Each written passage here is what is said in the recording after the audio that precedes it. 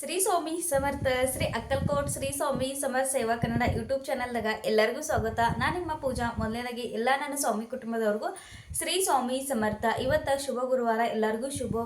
ಸ್ವಾಮಿ ಮಹಾರಾಜ ನಮ್ಮೆಲ್ಲ ಒಳ್ಳೆಯ ಇಚ್ಛೆಗಳನ್ನ ಆದಷ್ಟು ಜಲ್ದಿ ಪೂರ್ಣ ಮಾಡ್ತೇಳಿ ಸ್ವಾಮಿ ಚರಣಕ್ಕೆ ಪ್ರಾರ್ಥನೆಯನ್ನು ಮಾಡುತ್ತಾ ಇವತ್ತಿನ ಒಂದು ಹೊಸ ಸೇವೆಯನ್ನು ನಿಮ್ಮ ಜೊತೆ ಶೇರ್ ಮಾಡ್ಕೋನು.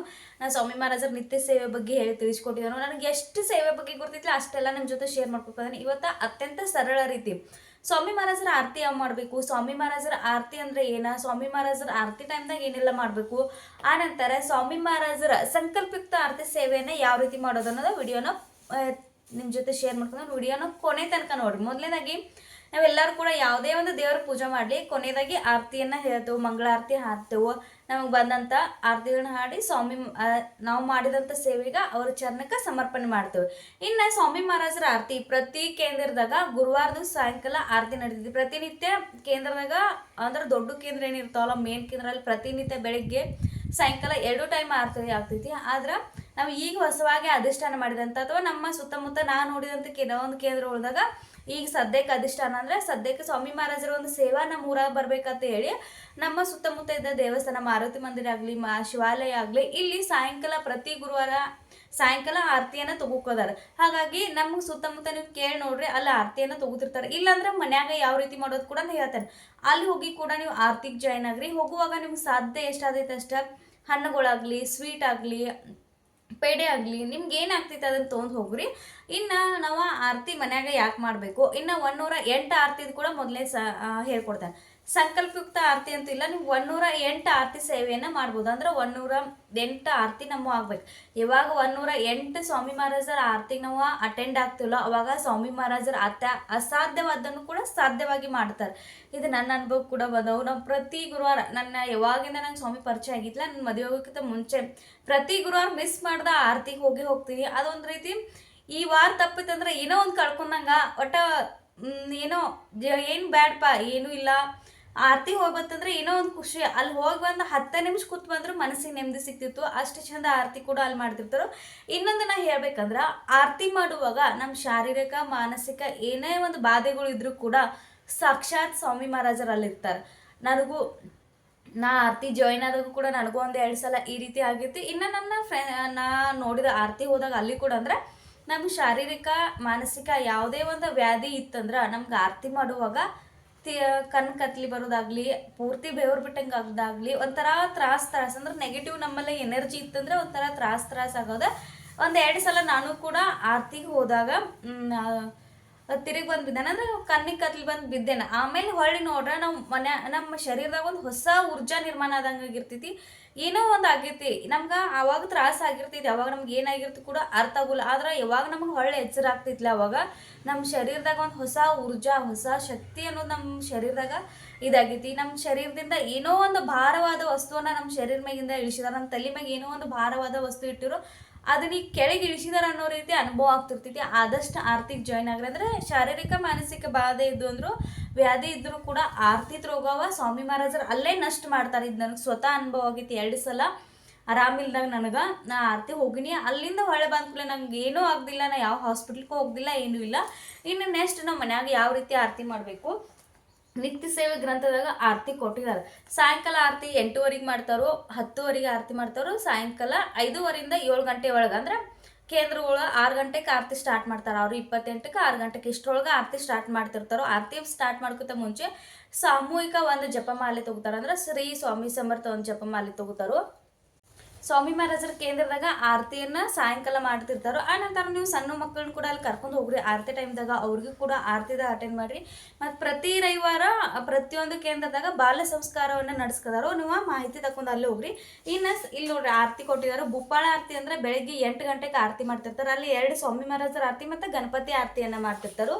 ಆ ನಂತರ ಸಾಯಂಕಾಲ ನೋಡ್ರಿ ಮತ್ತು 10:00 ಒಂದು ಆರತಿ ಇರ್ತೈತಿ, ಸ್ವಾಮಿ ಮಹಾರಾಜರ ಆರತಿ. ನಾವು ಮನ್ಯಾಗೂ ಕೂಡ ಇದನ್ನ ನಾವು ಮಾಡ್ಬೋದು. ಇನ್ನು ಸಾಯಂಕಾಲ ಪ್ರತಿ ಗುರುವಾರ ಬೆಳಗಿನ ಆರತಿಗಳು, ಪ್ರತಿ ಗುರುವಾರ ಗಣಪತಿ ಆರತಿ, ಸ್ವಾಮಿ ಮಹಾರಾಜರ ಆರತಿ, ದತ್ತಾತ್ರೇಯ ಆರತಿ. ಆ ನಂತರ ಇಲ್ಲಿ ಟೈಮ್ ಕೂಡ ಕೊಟ್ಟಿದ್ದಾರೆ. ಮಾಘ 1 ರಿಂದ ಸಂಜೆ 6:20ಕ್ಕೆ ಸ್ಟಾರ್ಟ್ ಮಾಡಬೇಕು. ಶ್ರಾವಣ ಶುದ್ಧ ಅಂದ್ರೆ 6 ಗಂಟೆಗೆ ಸ್ಟಾರ್ಟ್ ಮಾಡ್ಬೇಕು. ನಾವು ಅವ್ರ ಟೈಮ್ ಕೂಡ ಕೊಟ್ಟಿದ್ದಾರೆ ಕೇಂದ್ರ ವತಿಯಿಂದ. ಯಾವಾಗ ನಾವು ಮನ್ಯಾಗ ಆರತಿ ಕೂಡ ಗಣಪತಿ ಆರತಿ, ಸ್ವಾಮಿ ಮಹಾರಾಜರ ಆರತಿ, ದತ್ತಾತ್ರೇಯ ಆರತಿ, ಶ್ರೀ ನಾರಾಯಣರ ಆರತಿ, ಗಾಯತ್ರಿ ಮಾತೆಯ ಆರತಿ, ಆನಂತರ ವಿಶೇಷ ದಿನಗಳಿದ್ದು ಅಂದ್ರೆ ಶಂಕರ ದೇವರ ಆರತಿ ಕೊಡ್ತಾರೆ. ಮಂತ್ರ ಪುಷ್ಪಾಂಜಲಿ ಅಂದ್ರೆ ನಾವು ಕೈಯಾಗ ಹೂವನ್ನು ತುಂದ ಈ ಮಂತ್ರ ಪುಷ್ಪಾಂಜಲಿ ಹೇಳಿ ಆನಂತರ ಸ್ವಾಮಿ ಮಹಾರಾಜರ ಚರಣಕ್ಕೆ ಅದನ್ನು ಅರ್ಪಣೆ ಮಾಡೋದಿರ್ತೈತಿ. ಆನಂತರ ಜೈ ಜೈಕಾರ ಶ್ರೀ ಓಂ ಶ್ರೀ ಸದ್ಗುರು ಅಕ್ಕಲ್ಕೋಟ್ ನಿವಾಸಿ ರಾಜಾದಿರಾಜ್ ಯೋಗಿರಾಜ್ ಶ್ರೀ ಸ್ವಾಮಿ ಸಮರ್ಥ ಮಹಾರಾಜ್ ಕಿ ಜೈ.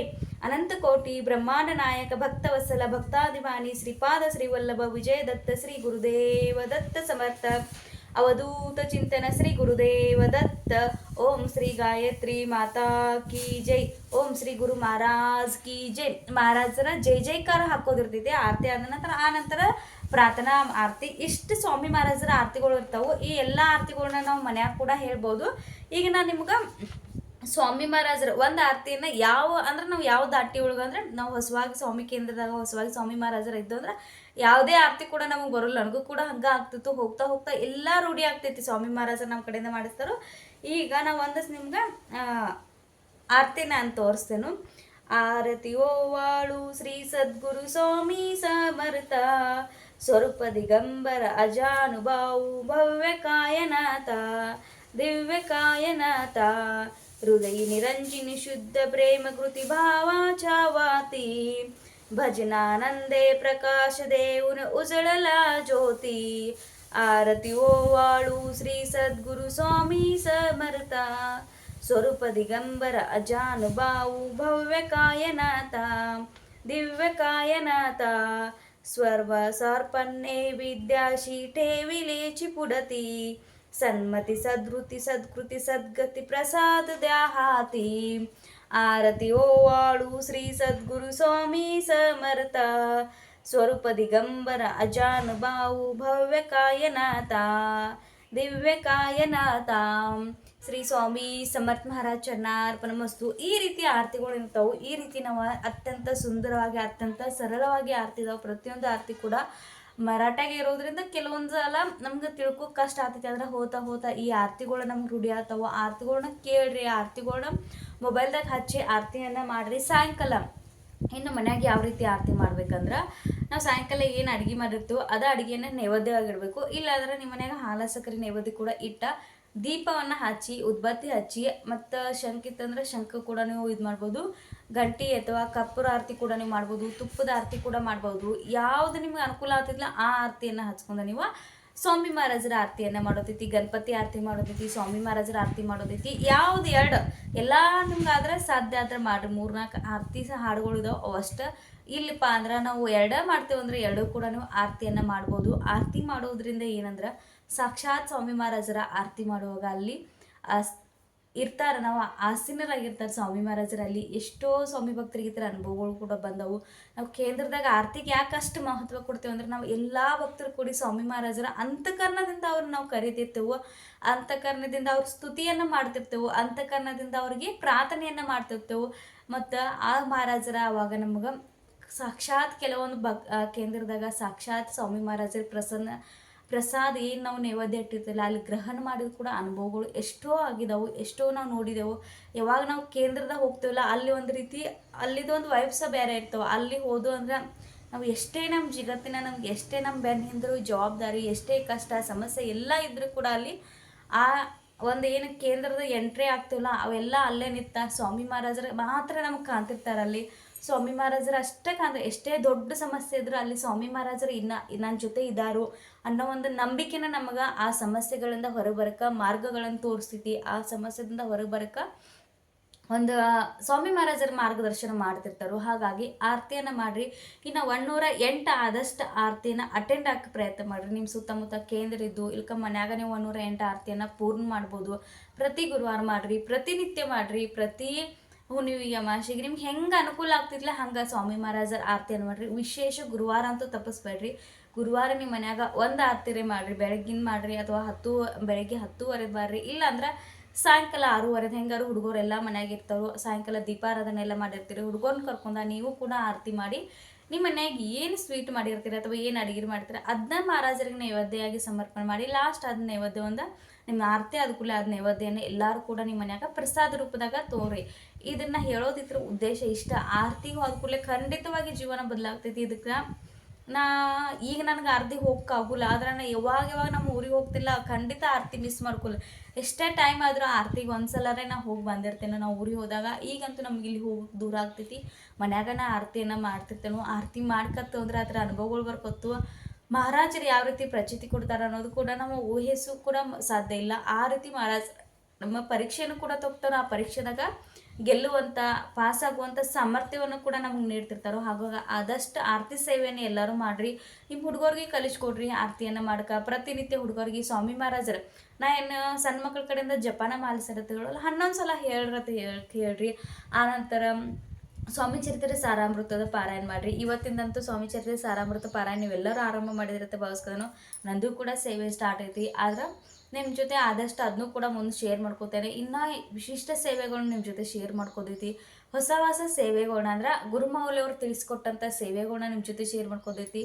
ಹೆಚ್ಚಿನ ಪ್ರಮಾಣದಾಗ ನಂಗೆ ಸ್ವಾಮಿ ಸೇವೆನ ಪ್ರಸಾರ ಮಾಡೋದೈತಿ. ಎಲ್ಲಕ್ಕಿಂತ ಇಂಪಾರ್ಟೆಂಟ್ ಆಗಿ ನಂಗೆ ಸ್ವಾಮಿ ಸೇವೆನ ಪ್ರಸಾರ ಮಾಡೋದೈತಿ. ಸ್ವಾಮಿ ಮಹಾರಾಜರ ಒಂದು ಏನು ಭಕ್ತಿ ಇತ್ತಲ್ಲ ಅದನ್ನು ಸಾರವನ್ನು ನನ್ನ ಸುತ್ತಮುತ್ತ ಜನರಿಗೆ ತಿಳಿಸೋದೈತಿ. ಸ್ವಾಮಿ ಅಂದರೆ ಏನು, ಸ್ವಾಮಿ ಶಕ್ತಿ ಅಂದರೆ ಏನು, ಬ್ರಹ್ಮಾಂಡ ನಾಯಕ ನಮ್ಮ ಜೊತೆ ಇದ್ದಾಗ ನಮ್ದು ಎಷ್ಟೇ ಕಷ್ಟ ಇದ್ದರೂ ಏನೂ ಅಲ್ಲ ಅನ್ನೋ ತೋರಿಸ್ಕೊಡುವಂಥ ಶಕ್ತಿ ನಮ್ಮ ಜೊತೆ ಇದ್ದಾಗ ಆ ಶಕ್ತಿಯನ್ನು ನಾವು ಯಾವ ರೀತಿ ಶೇರ್ನ ಹೋಗ್ಬೇಕು ಅನ್ನೋ ಒಂದು ಸಂಪೂರ್ಣ ಮಾಹಿತಿ ಇವತ್ತು ನಾನು ನಿಮ್ಮ ಜೊತೆ ಶೇರ್ ಮಾಡ್ಕೊಂಡೇನು. ಪ್ರತಿಯೊಬ್ಬರು ಕೂಡ ಆರತಿ ಮಾಡಿರಿ. ನನ್ನ ಚಾನಲ್ದಾಗ ನಾನು ಎಷ್ಟೋ ಸಲ ಆರತಿ ವಿಡಿಯೋವನ್ನು ಕೂಡ ಹಾಕಿದ್ದೀನು. ಅದನ್ನು ಕೂಡ ನೀವು ನೋಡ್ರಿ, ಕೇಳ್ರಿ. ಆನಂತರ ಈ ಮಾಹಿತಿ ನಿಮ್ಗೆ ಇಷ್ಟ ಆಗಿರೋ ಹೆಚ್ಚಿನ ಪ್ರಮಾಣದಾಗ ಶೇರ್ ಮಾಡಿರಿ. ನಿಮ್ಮ ಒಂದು ಕಮೆಂಟ, ನಿಮ್ಮ ಒಂದು ಲೈಕ ನನಗೆ ಇನ್ನಷ್ಟು ಸ್ವಾಮಿ ಭಕ್ತರಿಗೆ ನನ್ನ ವಿಡಿಯೋಗಳು ಹೋಗಿ ತಲುಪ್ತಾವು. ಸ್ವಾಮಿ ಮಹಾರಾಜರ ಸೇವೆ ಮಾಡೋಕೆ ನನಗೊಂದು ಅವಕಾಶ ಇರ್ತೈತಿ. ನೀವು ಕೂಡ ಅದಕ್ಕೆ ಸಪೋರ್ಟ್ ಮಾಡಿ ಅನ್ಕೋತೆ ಇವತ್ತಿನ ಈ ವಿಡಿಯೋ ಇಲ್ಲಿಗೆ ಏನು ಮಾಡ್ಕೋದೇನು. ಮುಂದಿನ ಹೊಸ ವಿಡಿಯೋದಾಗ ನಿಮ್ಮ ಮುಂದೆ ಬರ್ತೇನೆ. ಶ್ರೀ ಸ್ವಾಮಿ ಸಮರ್ಥ.